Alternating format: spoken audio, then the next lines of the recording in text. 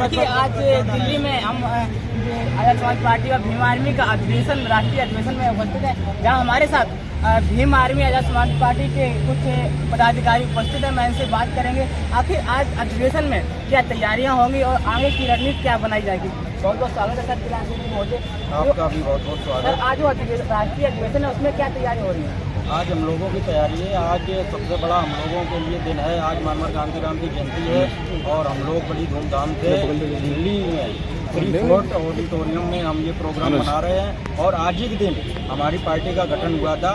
आज हम लोग पार्टी का अधिवेशन, प्रथम राष्ट्रीय अधिवेशन हम लोग दिल्ली में मनाने जा रहे हैं। तो सर इसमें अधिवेशन में क्या लोकसभा चुनाव 2024 की तैयारियां भी शुरू होने वाली हैं? हम लोग तो तैयारी पहले से ही कर चुके हैं और बराबर हमारी तैयारियां चल रही हैं। आप देख रहे होंगे गांव क्षेत्र में और जिले स्तर पर हमारी जो मीटिंगें हैं, हम लोगों ने नारा दिया है बहुजन जोड़ 85 जोड़। और जातिवाद को जो मनवादी लोगों ने इस तरीके से बढ़ा रखा है उसको खत्म करने का हम लोग काम कर रहे हैं और बहुजन समाज को जोड़कर इस भारत में बहुजन समाज की सत्ता स्थापित करने के लिए हम लोग प्रयासरत हैं। क्या आपको लगता है बहन जी की जो बहुजन समाज की पार्टी थी उसमें कमजोरी महसूस हुई आपको दिखाई पड़ रही है?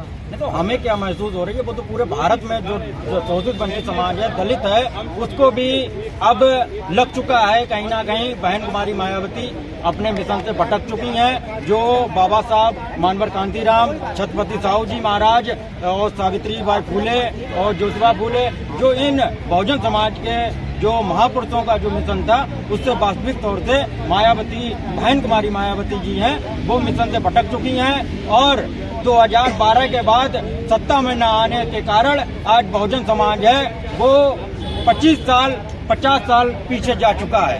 देखिए बहुजन समाज मायावती बहन जी का कहना है कि चंद्रशेखर मायावती को खत्म करने का काम कर रही है। वो लोग कह रहे हैं जो कहीं ना कहीं मनवादी व्यवस्था में आज भी लीन है, क्योंकि मानवर कांतीराम ने कहा था और मानवर कांतीराम ने जो बहुजन समाज पार्टी का गठन किया था तो वो उन्होंने इसी बेस पे किया था जो बाबा साहब के द्वारा बनाई हुई पार्टी आरपीआई जो पार्टी थी वो चंद पूंजीपतियों और जो मौका परस्त लोगों के हाथों में चली गई थी। उसी तरीके से बहुजन समाज पार्टी आज मौका परस्त दलाल चाटुकार के लोगों के हाथों में पार्टी सौंप चुकी है, पहुंच चुकी है। तो इसलिए अब कोई उम्मीद नहीं बची है। बहुजन समाज पार्टी अब कुछ नया काम करेगी और प्रकृति का नियम है कि समय समय पर जो प्रकृति है वो बदलती। लालकृष्ण आडवाणी, अटल बिहारी, उनको छोड़कर आज नरेंद्र मोदी पर डिपेंड हुई है। तो ये कहीं ना कहीं वो सत्ता में न आने के कारण उन्होंने एक नए चेहरों को लाए।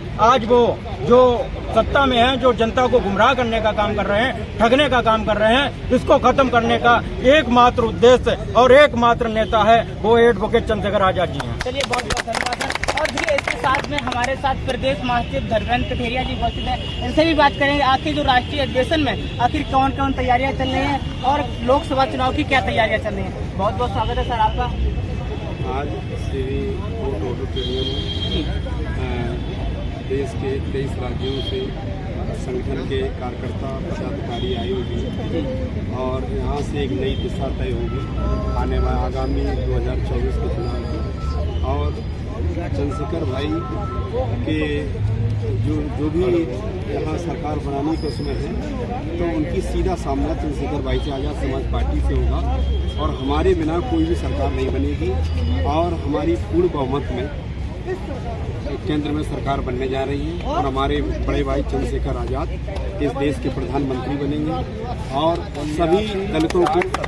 सभी दलितों को न्याय मिलेगा, माताओं बहनों को न्याय मिलेगा, दलितों और पिछड़ों को, आदिवासियों को, सबको न्याय मिलेगा यदि हमारे भाई यहाँ के इस देश के प्रधानमंत्री बनेंगे। और ये सबने ठान लिया है, सब 85% ने ठान लिया है कि अब चंद्रशेखर भाई को भारतवर्ष का प्रधानमंत्री बनाना है। देखिए भाजपा सरकार का कहना है कि अभी तो नई उम्र के युवा हैं, अभी और संघर्ष करो, अभी नहीं चुनाव में जीत पाएंगे चंद्रशेखर आजाद। जिस ओर जवानी चलती है उस ओर जमाना चलता है। ये युवाओं का है, युवा जोश का ये समय है। जो युवा है, जब युवा जिधर चलता है उधर ही देश का झुकाव हो जाता है और इसको आज की राजनीति बदलने के लिए चंद्रशेखर भाई आगे हैं और चंद्रशेखर भाई ही ऐसे हैं जो हमारे 50% का उद्धार कर सकते हैं और कोई ऐसी पार्टी नहीं है, चाहे वो केंद्र में आ जाए चाहे वो प्रदेश में आ जाए, वो उद्धार नहीं कर सकती, सब भ्रष्टाचार कर सकती है, दूर कर सकती है मिले और दलितों से अत्याचार कर सकती है, लेकिन न्याय अगर कोई दिला सकते तो हमारे चंद्रशेखर भाई और कोई नेता हमें दिखाई नहीं। बहन जी की पार्टी खत्म हो रही है सर। अब बहन जी के लिए तो भाई ने कहा था कि कई बार प्रयास किया, उन्होंने कहा भी कि हम लोग मिलकर चुनाव लड़े, लेकिन बहन जी पता नहीं क्या सोच रही है, समझ में नहीं आ रहा। अभी बहन जी जाने, बहन जी से पूछिएगा आप क्या चाहती हैं क्या नहीं चाहती हैं। अब लेकिन सारा जो दलित है वो इकट्ठा हो चुका है चंद्रशेखर भाई के साथ में और कोई दूसरी पार्टी उत्तर प्रदेश में जनाधार वाली नहीं है हर परसेंट। सर लोकसभा चुनाव चंद्रशेखर भाई अपना पार्टी से कुछ चुनाव लड़ेंगे या किसी गठबंधन करेंगे? अब देखो ये तो केंद्रीय नेतृत्व है, आप देखो बैठ के सारी चीज़ें तय होंगी और जो आदेश होगा और जो सब मीटिंग में बैठ के तय किया जाएगा उसी के आधार पर सब देखो क्या होता है। हो सकता है गठबंधन से भी हो सकता है, कोई बड़ी बात नहीं है और गठबंधन होना भी चाहिए। चलिए बहुत बहुत धन्यवाद। सर का कहना है कि लोकसभा चुनाव की तैयारियां भी चल रही हैं और आने वाले समय में चंद्रशेखर भाई को मुख्यमंत्री बनाएंगे। बहुत बहुत स्वागत है सर आपका। सर आज जो राष्ट्रीय अधिवेशन है इसमें क्या तैयारियां चल रही हैं? देखिए यहाँ पर माननीय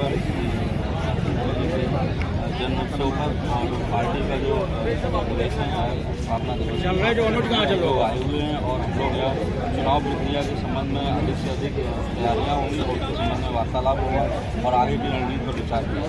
सर चंद्रशेखर भैया आने वाले समय में क्या मुख्यमंत्री साथ ही अंदर चले ये हमारी लड़ाई बहुत लंबी है और जो चीज़ आप कह रहे हैं इसके लिए शुरुआत हो चुकी है। आप इस चीज़ को देख भी रहे होंगे, नोटिस भी कर रहे होंगे।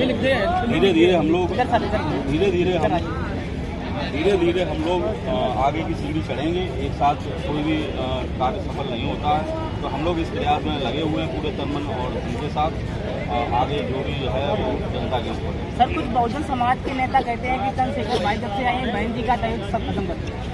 देखिए जनता देखना चाहती है कि जो भी हमारे साथ अन्याय हो रहा है, शोषण हो रहा है, उसमें हम जो भी नेता हैं वो ज़मीन पर उतरें, हमारे साथ कांधे से कांधा मिलाएं और हमारी समस्याओं का समाधान दिलाएं।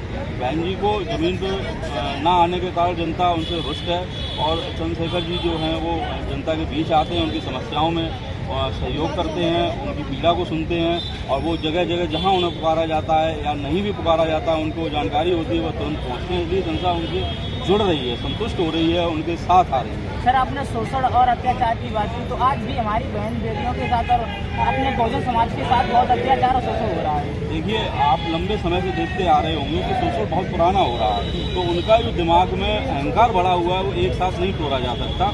उसके लिए हम धीरे धीरे तोड़ने का प्रयास कर रहे हैं, क्रमबद्ध तोड़ते रहेंगे, एक दिन पूरा तोड़ देंगे। देखिए भारतीय जनता पार्टी का कहना है कि चंद्रशेखर भाई दंगे बहुत करवाते हैं। नहीं, वो तो आरोप लगाएंगे ही। जब हम अन्याय शोषण के खिलाफ लड़ाई लड़ेंगे तो उनका तो ये काम ही है, वो तो उनके पास दूसरा कोई ऑप्शन नहीं है।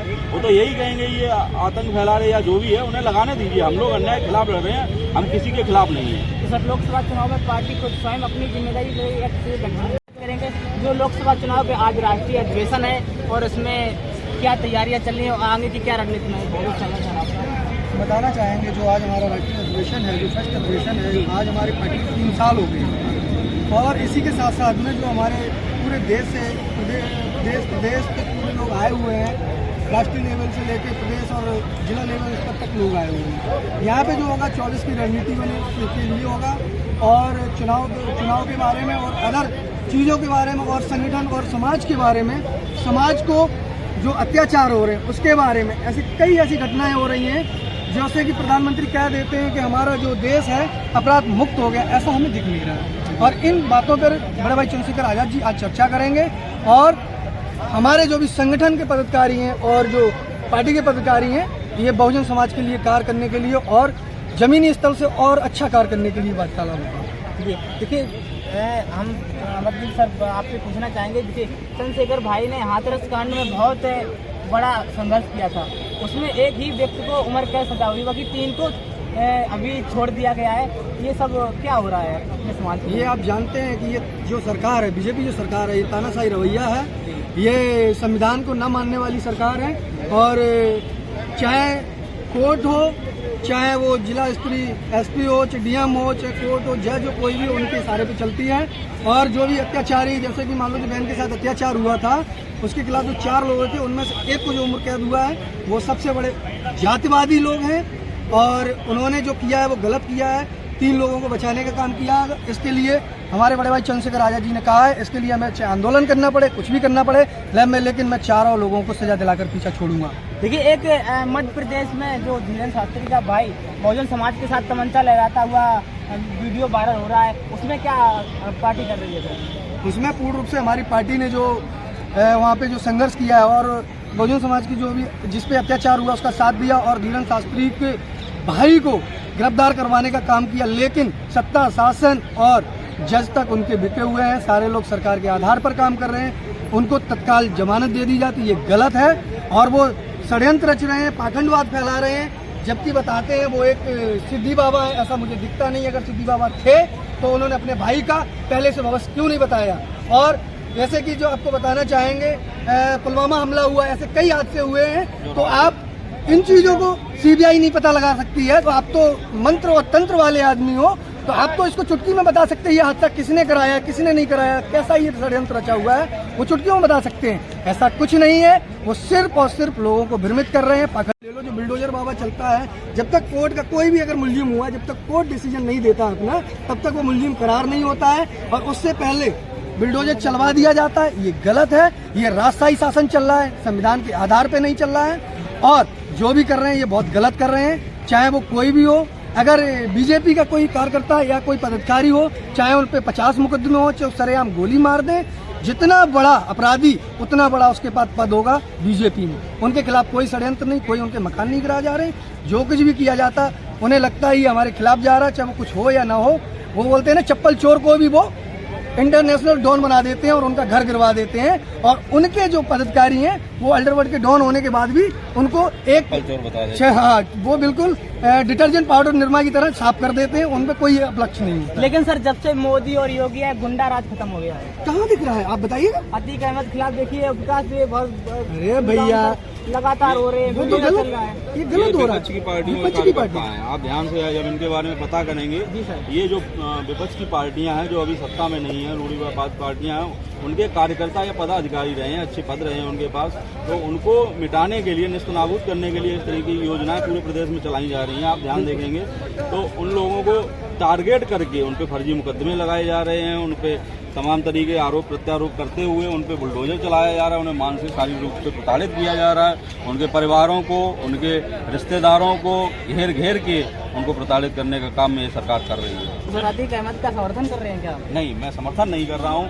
मैं सच्चाई बता रहा हूँ। जमीनी स्तर पे हो रहा है, हम लोग सहन कर रहे हैं, देख रहे हैं, और ये मीडिया को भी पता है, पर मीडिया भी गुमराह करने के काम कर रही है। मीडिया सच नहीं दिखा रही है। देखिए, जो नेशनल मीडिया है वो बिकी हुई है और वो हमारे किसी भी मुद्दे को हाईलाइट नहीं करती है, छुपाने का कार्य करती है। जब हमारा कोई मुद्दा होता है तो वो चाइना पे बात करती है, कहीं पाकिस्तान पे बात करती है, कहीं आडंबर पे दिखाने लगती है, पर जो मुख्य मुद्दा देश की महंगाई, गरीबी, शोषण, इन पे कोई बात करने का कार्य नहीं करती। सर, ऐसे गुंडा माफियाओं को मारना चाहिए या नहीं मारना चाहिए?